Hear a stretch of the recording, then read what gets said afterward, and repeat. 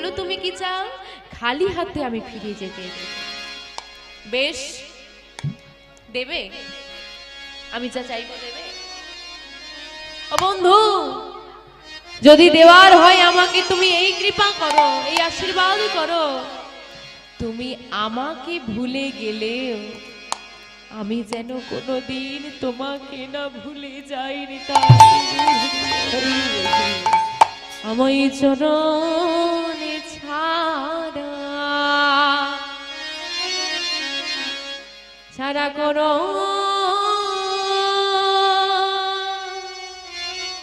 না, করো না হে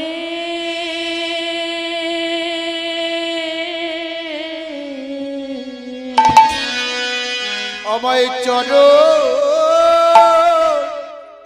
ছাড়া আমায় করো না, না হে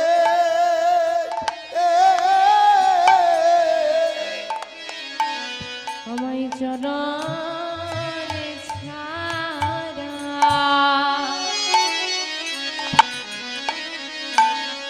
চরণে ছাড়া করো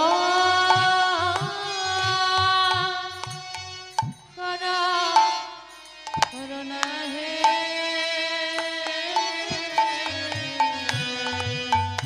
আমায় চরণ ছাড়া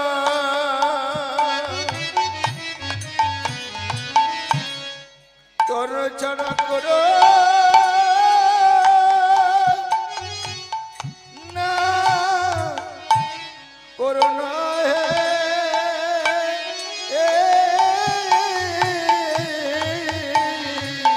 আমি ওই চরণে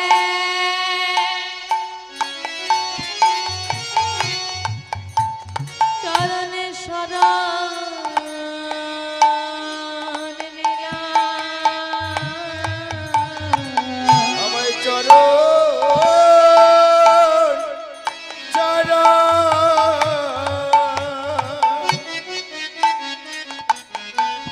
আমায় করো না, না হে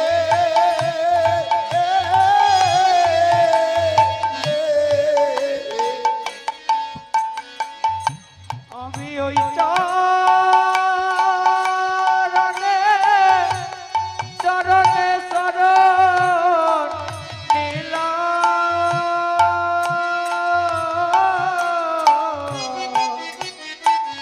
আমায় চরণ ছাড়া প্রভু করো না, না গো। মা ভক্তের ভালোবাসা দেখে বলছে, তুমি তোমার তো অনেক ভক্ত, তুমি তো রাজা, হতেই পারি সবার ভিড়ে তুমি হতভাগাকে ভুলে গেলে, যাও ভুলে যাও, তাতে ক্ষতি নেই, কিন্তু আমি যেন কোনোদিন না তোমায় ভুলে যাই, এই আশীর্বাদ। আর আমরা কি করি মা? ঠিক উল্টোটা, এর ঠিক উল্টোটা আমরা চাই। ভগবান সর্বদা আমাদেরকে মনে রাখে, কিন্তু যখন আমরা বিপদে পড়ি তখনই ভগবানকে ডাকি, বাকি সময়টা চিনি না। সুদামা বিদায় নিল, এইটুকু চেয়ে সুদামা বিদায় নিল। যখন গৃহে ফিরে এলো, দেখছে ছোট্ট পর্ণকুটির, মানে পাতা দিয়ে তৈরি যে ঘর, সেই পর্ণকুটিরের জায়গায় রাজপ্রাসাদ হয়ে গেছে। ভগবানকে চাইতে লাগে না গো, চাইতে লাগে? তোমার কখন কিসের প্রয়োজন সে ঠিক জানে, তোমার কখন কিসের প্রয়োজন সে ঠিক জানে। তাই তুমি চেও না, তোমার যখন যেটা পাওয়ার তুমি ঠিক পেয়ে যাবে, শুধু অপেক্ষা করো। দয়াময় যতক্ষণ না চাই, তোমার ভাগ্যে যতক্ষণ না থাকে ততক্ষণ তুমি পাবে না। মা, এক ভিখারি ভিক্ষা করে, ভিক্ষা করে খায়, ভিক্ষা করে কিন্তু সেরকম ভিক্ষা পায় না। আরে প্রচুর ভিখারি, তাকে ভিক্ষা দেবে তো খুব কষ্ট তার। তো লক্ষ্মী দেবী একদিন শ্রী নারায়ণকে ডেকে বলছে, এই যে প্রভু ভিখারি ভিক্ষা করে এত কষ্ট, তোমার নাম করে এত কষ্ট করি, আচ্ছা তোমার কি এতটুকু মায়া দয়া হয় না? তুমি দাও না, কিছু দাও না, ওকে কিছু দাও না। বলে আরে ওর ভাগ্যে নেই, দিলে হবে? বলে নেই বলেই হবে, তুমি চাইলেই হবে। বলে আরে না বাবা, সময় আছে, সবকিছু সময় আছে, এখন দিলে হবে। তুলো খেলবে কিছুদিন শুনছে না, না তুমি দাও। আচ্ছা ঠিক আছে, তুমি বলো কি করবো। বলে ওই ব্যক্তি যে পথ ধরে যাচ্ছে ওর সামনে একটা 1 বস্তা টাকা ফেলে দাও, তাহলে পেয়ে যাবে, অভাব মিটে যাবে। আচ্ছা তাই হোক, তোমার কথাই শুনলাম, 1 বস্তা টাকা ফেলে দিয়েছে। এখন ভিখারি তো নাম করতে করতে, প্রভুর নাম করতে করতে চলেছে। হঠাৎ তার মনে পড়লো, আচ্ছা আমি সুস্থ মানুষ, ভিক্ষা করি, কৃষ্ণ নাম করি, কেউ ভিক্ষা দেয় না। আচ্ছা আমি যদি অন্ধ সাজতে পারি, আমি যদি অন্ধ সাজতে পারি, লোক ভাবে আমি অন্ধ, তাই তাদের মনে একটা করুণা হবে, সবাই ভিক্ষা দেবে। তা অন্ধ সাজবো বললেই হবে না, একটুখানি প্র্যাকটিস করা লাগবে। সে কি করেছে, পুরো রাস্তা নাম করে করে রাস্তা থেকে তাকিয়ে তাকিয়ে এলো, ঠিক টাকার বস্তার কিছুটা আগে থেকে। তাহলে একটু অন্ধ হওয়াটা, ফাঁকা রাস্তা, অন্য জায়গায় অন্ধ হয়ে চললে ধাক্কা বাক্কা লেগে যেতে পারে, ফাঁকা রাস্তায় একটু প্র্যাকটিস করা যায়। সেইখানে বাবা অন্ধ হয়ে চলে চলেছে, টাকার বস্তাকে পাশ কাটিয়ে চলে গেল, দেখতে পেল না পেছনে এক ব্যক্তি আসছিল। সে বলে আরে আরে টাকার বস্তা সে গুড়িয়ে নি। এটাই গৌর সীতানাথ প্রেমানন্দে হরি হরি হরি বল।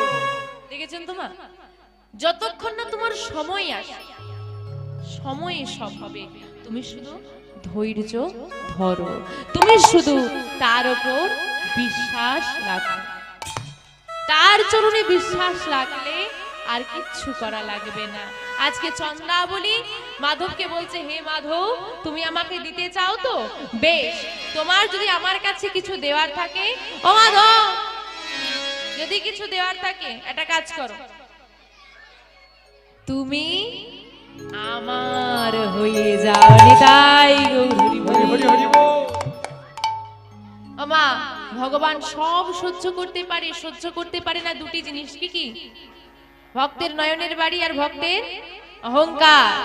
যেই না চন্দ্রাবলী নয়নের বাড়ি দিয়ে ডেকেছে মা, চন্দ্রাবলীর কুঞ্জ গ্রহণ করলো কে? প্রাণ গোবিন্দ। এখন চন্দ্রাবলীর কুঞ্জ গ্রহণ করেছে, ওদিকে রাধারানী বসে বসে কাঁদে। সখীরে রাত হয়ে গেল, গধূলি বেলা পেরিয়ে গেল, সন্ধ্যা পেরিয়ে গেল, রাত হয়ে গেল, বধূ এলো না। বধূ তো আসছে না, দেখ দেখ দেখ আমার গাঁথামালাটা শুকিয়ে যাচ্ছে, বধূ এলো না। এদিকে রাধারানীও কাঁদছে, হে দয়াময় তুমি কথা দিয়ে কথা রাখলে। আর চন্দ্রাবলী এদিকে মাধবকে সুন্দর করে সেবা দিচ্ছে, কেমন করে? গলায় বনমালা দিয়ে, গলায় বনমালা দিয়ে, কপালে সিঁদুরের ফোঁটা দিয়ে, কপালে সিঁদুরের ফোঁটা দিয়ে,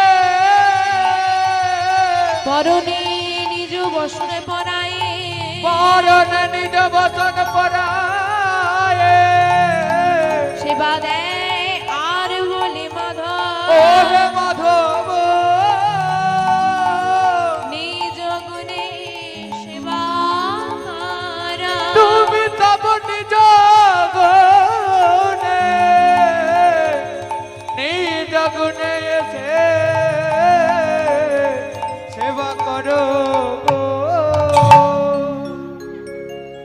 মাধবকে সুন্দর করে সেবা দিয়েছি মা, সুন্দর করে সেবা দিও মা। খাওয়া দাওয়া হয়ে গেছে তো? সেবা হয়ে গেছে তো সবার? সেবা হয়ে গেছে সবার? কারো যদি বাকি থাকে এখনো ব্যবস্থা আছে, গিয়ে পেয়ে নেবেন। আবার যিনি প্রথম প্রথম খেয়েছিলেন যদি আবার খিদে পেয়ে যায় তারাও যেতে পারে। হরি বল হরি কি তারা যেতে পারে তো? আছে তো? হ্যাঁ তাদের জন্য খোলা আছে। রাধে রাধে, হরি বল হরি বল। আমার সেবা হয়ে গেলে আমরা কি করি? বিশ্রাম নিতে হবে। তো বিশ্রাম না নিয়ে বসে আছো কেন? আমার জন্য না না। রাধে রাধে, ওমা বসে থাকো। আমি নয়, আমার পরে এখনো একজন আছে, আমার একজন দিদি ভাই আছে, তাই তো? হ্যাঁ প্রতিদিন, আমরা তো প্রতিদিনই বাড়িতে ঘুমোই, তাই না? তো আমরা খাওয়া দাওয়া করি, কি করি, একটু শয়নে যাই। ও মাধব, তোমারও তো সেবা হয়ে গেছে, একটু বিশ্রাম নিয়ে না, রাত হয়ে গেছে। তো মাধব শয়নে গেছে। আর আজকে মা সুন্দর মদন গোপাল আমার, আহা প্রাণ মাধব যারা ভালোবাসে তারাই জানে, প্রাণ মাধব সুন্দর গোপাল ঘুমোচ্ছে। মাধব কি আর ঘুমোচ্ছে মা? চোখ বন্ধ করে অভিনয় করে শুয়ে আছে। কেন বলেন তো মা? চোখ বন্ধ করে শুয়ে আছি, বলে আমি যদি ঘুমের অভিনয় করে শুয়ে থাকতে পারি, তাহলে চন্দ্রাবলী ভাববে আমি ঘুমিয়ে গেছি। আর আমি ঘুমিয়ে গেছি দেখে চন্দ্রাবলী কি বোঝে? ঘুমিয়ে গেছে, আমিও একটু ঘুমিয়ে পড়ি। আর চন্দ্রাবলী ঘুমিয়ে পড়লেই আমি চলে যাব। চন্দ্রাবলী চরণ সেবা করছে আর মাধব ঘুমোচ্ছে। এত সুন্দর লাগছে মা আজকে, মাধব শুয়ে আছে আর চন্দ্রাবলী চরণ সেবা করছে। মাধবের রূপ দেখবেন বাবা, বাচ্চারা যখন ঘুমোয়, বাচ্চারা যখন ঘুমোয় বেশি সুন্দর দেখতে লাগে, তাই না? এইবার শ্যামনাগর তো ঘুম মানে চোখ বন্ধ করে শুয়ে আছে, যেন ঘুমিয়ে গেছে এমন ভাব। আর চন্দ্রাবলী চরণ সেবা করছে। মাধব চিন্তা করছে এবার বুঝি চন্দ্রাবলী ঘুমিয়ে যাবে, এবার বুঝি চন্দ্রাবলী ঘুমিয়ে যাবে, এই চিন্তা চলছে মনে। আর চন্দ্রাবলী ঘুমিয়ে গেলে আমি চলে যাব। আর চন্দ্রাবলী চরণ সেবা করছে আর মনে মনে বলছে মাধব হরি বল, হরি বল, ছেড়ে দিলে সোনার গোড়া। প্রতি রাতেই তো আমরা ঘুমোই, কি গো মা, ঘুমোই না? তা একটা রাত যদি মাধবের জন্য জেগে থাকে, কৃষ্ণ কথা শোনার জন্য যদি একটা রাত জেগে থাকে, কিছু হবে কি? কোনো ক্ষতি হবে? বড় উপকার আছে। কারণ বাবা, আমরা আমাদের আয়ু কত? 50, তাও টিকছে না। আমাদের সবার আয়ু মানে মানুষদের কলিযুগে 100 বছর। ঘুমিয়ে 50 বছর কাটিয়ে দিলাম। এখন যত পাপ বাড়ছে আয়ু, এখন যদি 50 টেনে টুনে ঠেকাতে পারি, ওহ অনেক। এই 50 বছর মানে কি কম? অনেক বেঁচে নিয়েছি। এই 50 বছরে বাল্য বয়সে খেলাধুলো করতে কেটে গেল, তারপরে চাকরির পেছন ছুটতে ছুটতে কেটে গেল, চাকরি পেয়ে বাবা একটু টাকা জমাতে জমাতে সময় কেটে গেল, তারপর বিয়ে করলাম, পুত্র সন্তান আদি সামলাতে সামলাতে কেটে গেল। এবার ছেলেকে মানুষের মতো মানুষ করতে হবে, ছেলের জন্য ঘরবাড়ি করতে হবে, ছেলের জন্য জমি কিনে রাখতে হবে, ছেলেকে চাকরি করে দিতে হবে। এই চিন্তা করতে করতে হরি বল ভেবেছিলাম, আমি আর কি ভেবেছিলাম যে একটু বয়স টয়স হবে, চুলগুলো পাকবে,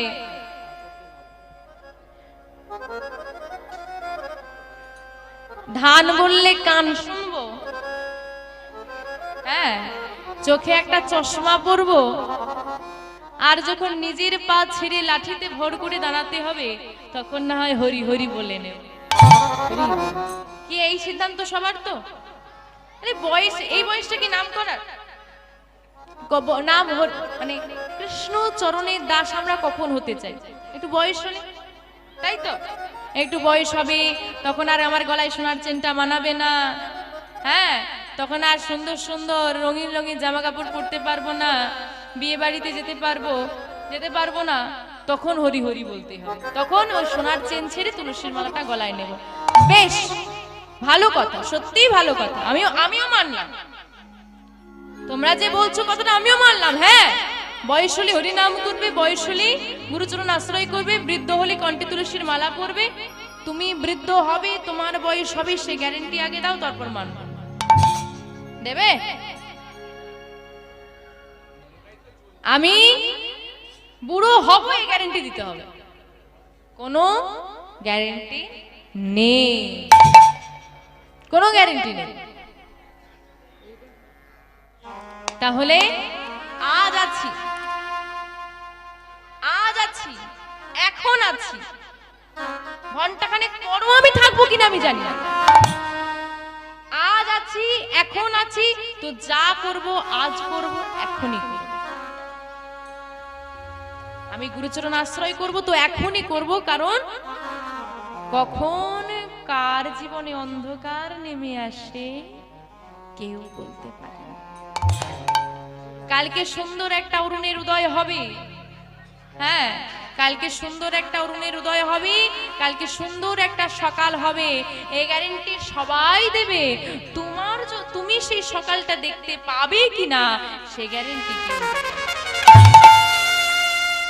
চন্দ্রাবলী জেগে বসে আছি, মাধবের চরণ সেবা করছি, আর মনে মনে বলছে মাধব প্রতিদিনের রাতেই আমি ঘুমোই, কিন্তু আজ যদি তোমাকে ছেড়ে দিই, তোমার চরণটা আমি ছেড়ে দিই, আমি হয়তো আর কোনোদিন পাবো না। তোমার জন্য যদি একটা রাত জেগে থাকি সেটা আমার সৌভাগ্যের কথা। আর আমরা কীর্তন শুনতে বসা থেকে